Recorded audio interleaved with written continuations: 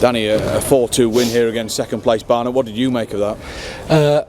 I make of it the result was absolutely what everyone would have wished for before the game. We would have taken a 4-0, a 4-2, a 1-0, a last minute winner. We didn't want to take a defeat and we didn't want to draw.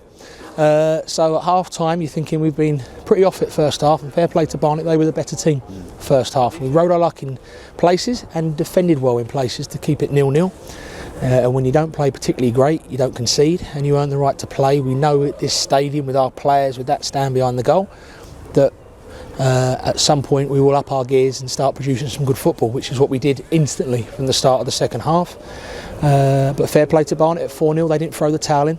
We were probably a bit wasteful with certain chances where it could have gone 5 or 6. Then we conceded from a set piece, disappointed, and then we conceded to let a lad just run through it. The game just petered out a bit. So sometimes those things can put a bit of a dampener on the result, but not for us. That's a great win, no matter whatever way it came. We had to win the game. It was as much a result which lent itself to defensive fortitude, particularly in that first half, as they did attacking prowess in the second. Would you go along with that? I think so. I think there was certainly 1 or 2 times when they hit the bar and they missed a free header, I think, from across, and you go, okay, this might, in a way that sort of makes you smile. Because this might be our day if that's happening. Do you know what I mean? So you might sort of make your own luck later on, which I thought we did, because we did actually put them to the sword in the second half. That's not to say that we don't analyse and look back on the things we could have done better throughout the whole game.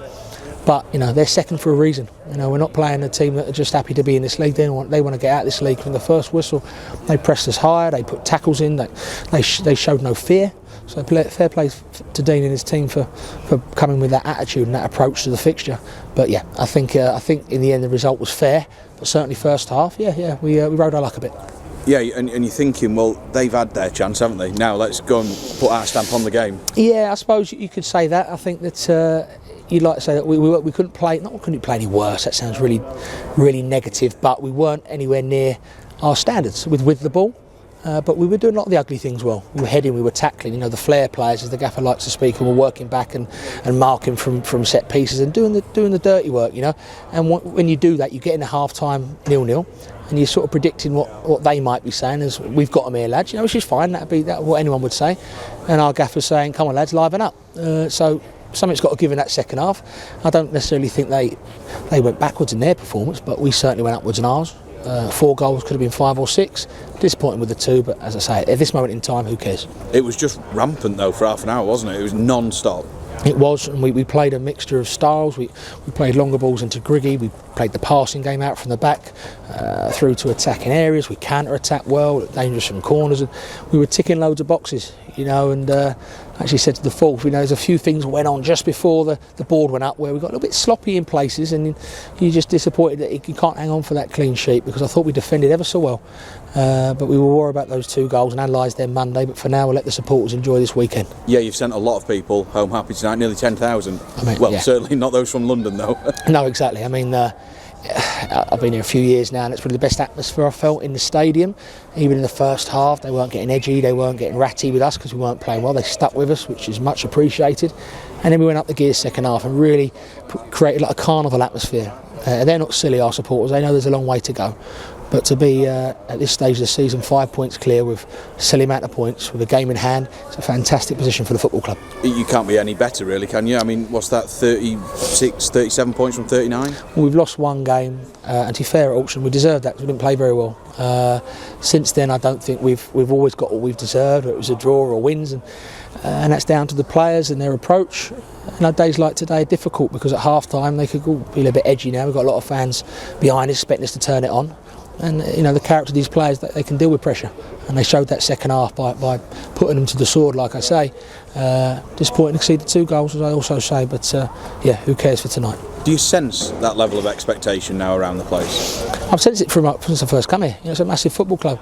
You'll have the same expectation at Southend, Oldham, Yorks, even though they're down near the bottom for whatever reason.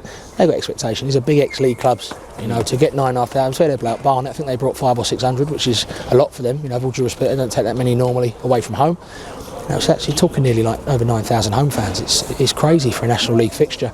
And what you want to hope to see for them is a continuous forward motion of performances, of results, and ideally promotion. But a long way to go, a lot of points to play for, believe me, Dean Brennan there, you won't be telling their players that it's finished now. There's a long way to go, and we've got to go their place yet. So a lot of tough games to take place, both here and away. To be able to follow up that result from last Sunday, what effort does that take? Pardon?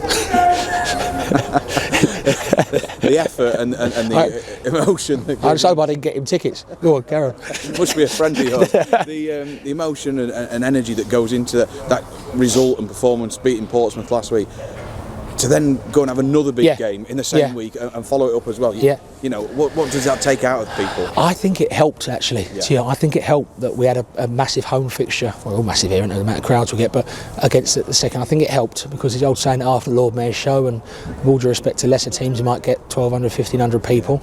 Yes, we'd take a good few hundred down to those grounds, but it's not the same. So I think it helped us having another monstrous fixture here at our stadium.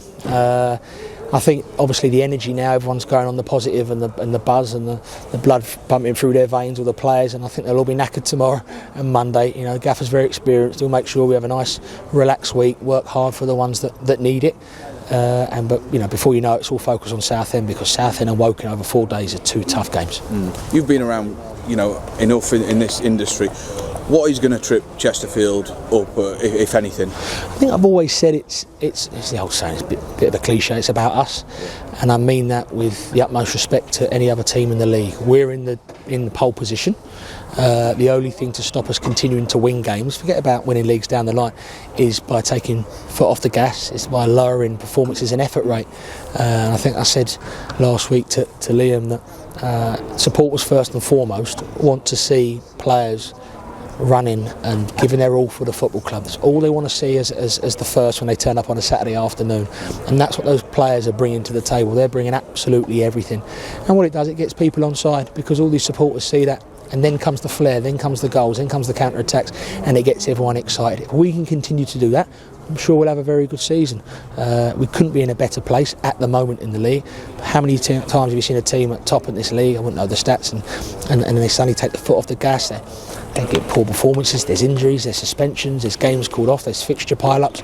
So those are things that can happen, but I'm not for one to be too boring and looking forward. I like enjoying the here and now. I like the supporters to enjoy the here and now, and the here and now is we're in a good position. You've just struck a hammer blow to a side that's gone 12 games unbeaten in all competitions. I mean, that's quite a thing to do. It is, and hopefully psychologically it knocks them a little bit. But they've got some good players, they're good managers, so they might knock them for the journey home, and the first Monday, Tuesday back in at their training ground. Come Wednesday, Thursday, Friday, they'll be back on whoever fixture they've got Saturday, and they're certainly going to be a force to be reckoned with. Just finally from me, talk to us about the squad as a whole, because the depth in numbers, the quality as well, for 2 lads to come off the bench and bag within 10 minutes is extraordinary. Yeah, I think it's more the quality than the depth. Lads coming on, and certain players not on the bench today, like I always say, is tough for those boys.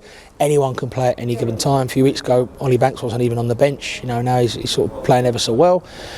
From all the play, Tyrone was playing every week with Grimesy. Palms had to wait patiently, and he's like a man mountain at the back today. So, yeah, the quality's really good. I'm really impressed with the attitude of these players.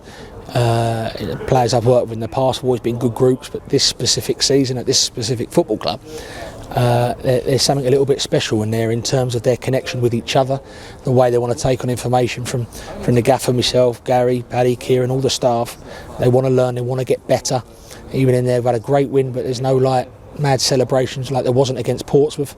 There's a job to do for this football club this year, and we're determined to do it. Just spoken to Will Grigg, who's got 5 promotions to his name, and he says it's very similar. I mean, I kind of put words into his mouth a little bit, but it's quite a similar make-up to the experience he's had previously. Yeah, and people like Will bring that, because they will see what it took to get those success. As Michael Jacobs and Tom Naylor, those lads are at high levels last season.